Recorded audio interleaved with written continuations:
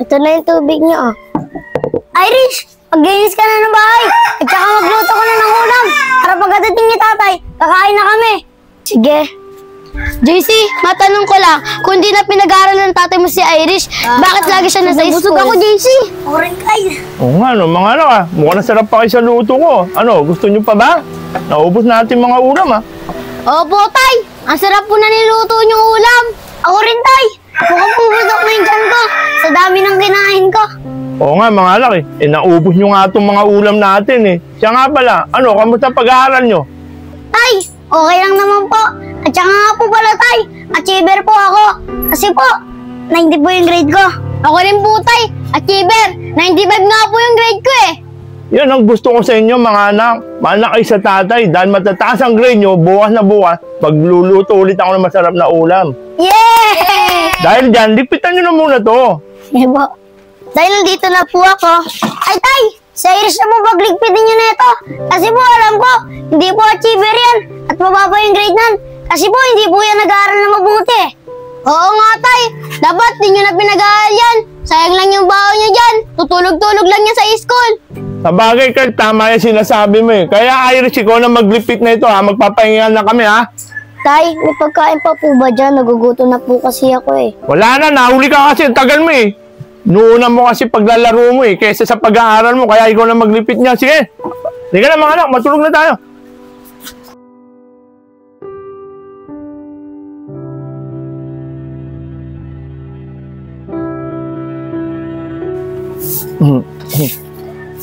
Mga anak.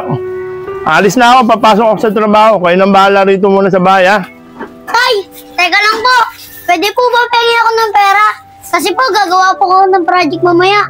Oo nga po, tay. Ako din po, tay. Pengi din po pera. Gagawa rin po kami ng project. Ganun ba mga anak? Yeah. Ito. Tag 50 kayo dyan ha. Tay, salamat po. Sige. Tay, ako rin po pengin pera. Kasi po gagawa rin po kami ng project.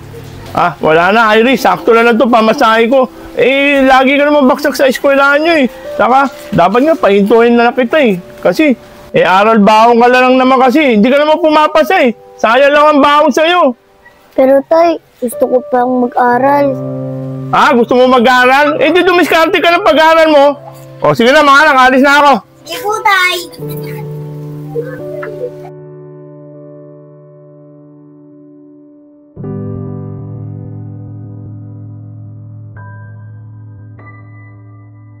Guys, sino ba gusto nyo maging leader para sa group project natin?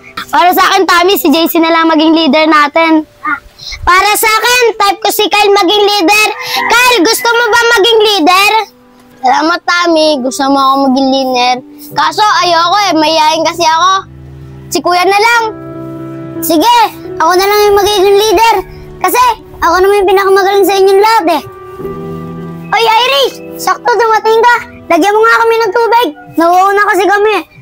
Linisan mo na rin to at lagyan mo ng yelo. Sige. JC, ba't ganyan naman kayo magsalita sa kapatid nyo? Hayaan nyo na yun. Kasi yun na lang yung magiging silbi niya sa amin. Kasi di na binag-aaral na tatay yun eh. Kasi hindi na siya nagiging achiever. Sa bagay, sabi ng kaklase niya sa akin, lagi daw siyang baksak at palakol sa test. Tama ka, Tommy. At saka hindi naman siya nakakasagot sa test nila eh. Ito na yung tubig niyo, oh. Irish, maglinis ka na ng bahay. At saka magluto ka na ng ulam. Para pagdating ni tatay, kakain na kami. Sige. JC, matanong ko lang, kung di na pinag-aaral ng tatay mo si Irish, bakit lagi siya nasa school? Yung ba? Pinag-aaral ng sarili niya. Nangangalakal siya. Tapos, para may pangbaon siya araw-araw. Oo, tama siya. Sayang kasi yung binibigay ni tatay na baon sa kanya eh. Hayaan nyo na siya. Tara na, gawin na natin yung project natin. Sige, dun tayo sa bahay gumawa. Kasi nandun yung mga gagamitin natin. Tara na, Kyle. Tara na!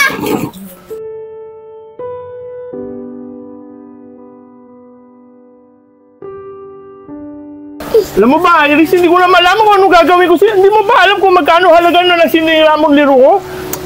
Kaya mabuti pa siguro. Umalis ka na lang dito para hindi na kita mapagbuhatan. Hindi ko malaman kung anong gagawin ko sa'yo eh. Kaysa masasaktan kita, hindi yan eh.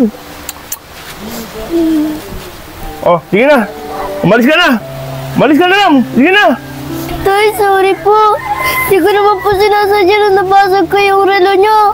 Sana po, tay, patawad nyo na po ako. Sige na, Iris, umalis ka na. Sige na. Alam mo ba sa lahat ng bagay, mahina ka? Pati ba naman sa pag-aaral? Pati utusan kita, nakakasira ka. Lahat ng bagay, nasisira mo. Ano pa ang asa ko sa'yo? Wala na. Tay, sana po, patawad niyo po ako. Huwag niyo po ako palayasin. Kasi po wala po matitirahan. Mga ko po, tay. Magbubuti ako na po.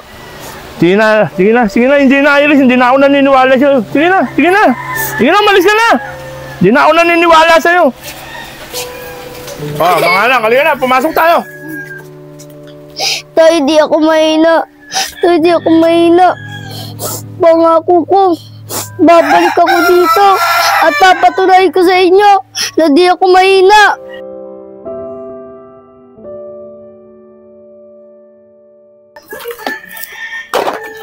Dami na. Uy, siguro marami kalakal dito.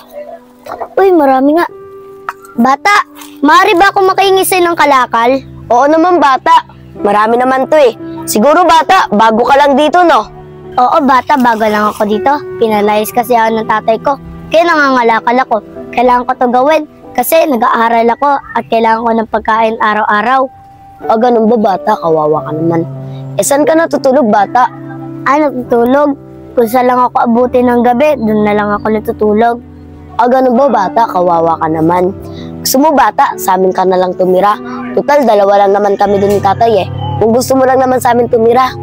At talaga, maraming salamat ha. Ang importante kasi sa akin, may matutulugan ako. Kaso bata, maliit lang bahay namin.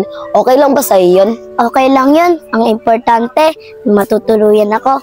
Oo nga pala bata. Ano nga pala ang pangalan mo? Ako pala si Irish. Ano rin pala pangalan mo? Ako naman pala si Rosalie Irish. Paano ba yun Irish? Tara na, papakilala kita kay tatay. Sige.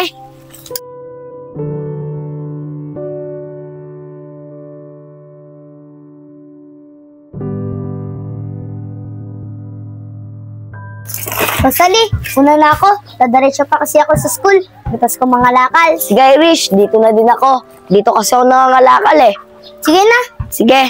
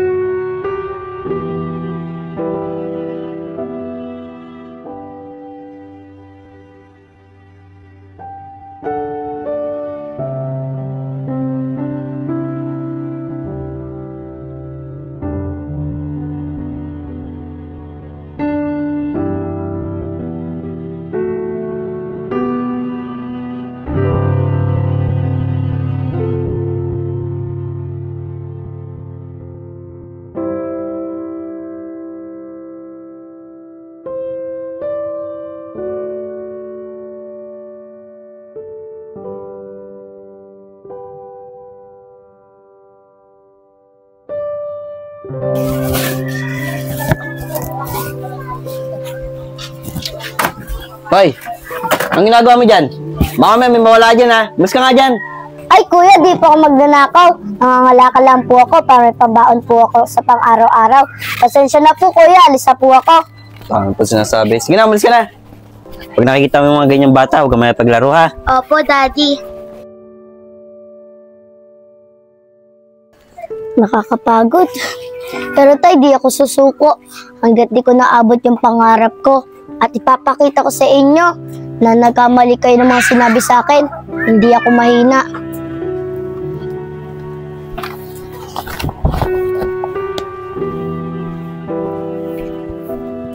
Ay, salamat. Maagang natapos ang duty ko. Ito nga. Ito nga pala, day off ko bukas. Makakapag-happy-happy kami ng mga friends ko. Ano kaya kakainin ko? Order na lang ako. Wala pang tao. Tay, ito po yung bahay ni Irish eh. May nakapagsabi po sa akin. Eh, wala pa si Irish eh. Oo nga tay, siguro umuwi na lang tayo. Tara na po tay. Irish! Si Irish tay! O, ba't nandito kayo? Paano nyo nalaman yung bahay ko? Irish! Si tatay. Pumunta kami rito. Gusto ko raw niya makausap. Para saan pa? Ngayong maganda na ang buhay ko? Isa na akong doktor ngayon? Naakala nyo dati na hindi ko kayang marating to dahil isa lang akong mahina? Ngayon nyo uli sabihin ng harapan sa akin na mahina ako. Di ba nga pinagtawanan nyo pa ako? Anak, sana mapatawad mo ko. Tay, patawad tay. Yang patawad na yan, salitang madaling sabihin tay. Pero hindi ko kayang gawin. Kung alam nyo lang ang pinagdaanan kong hirap para marating ko to tay. Ikaw kuya, kayong dalawa. Di ba nga nung araw nalila nyo pa ako? Hindi nyo ako tinuring na kapatid. Ikaw tay, hindi mo rin ako tinuring na anak. Tapos patawad lang ang sasabihin nyo sa akin. Napakahirap ibigay sa inyo yung pagpapatawad na hinihingi nyo sa akin, tay. Dahil hanggang ngayon, nandito pa yung hirap at sakit. Kaya ngayon, mararanasan nyo rin kung paano kayo palalayasin ng anak nyo.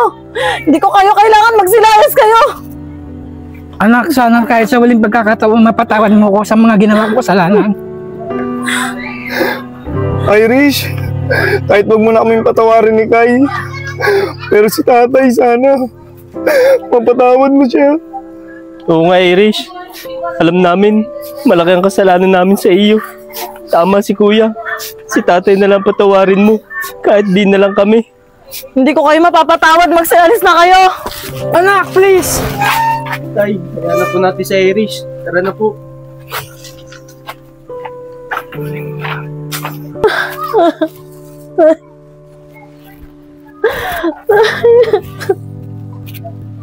Napatawad ko na po kayong lahat, tay.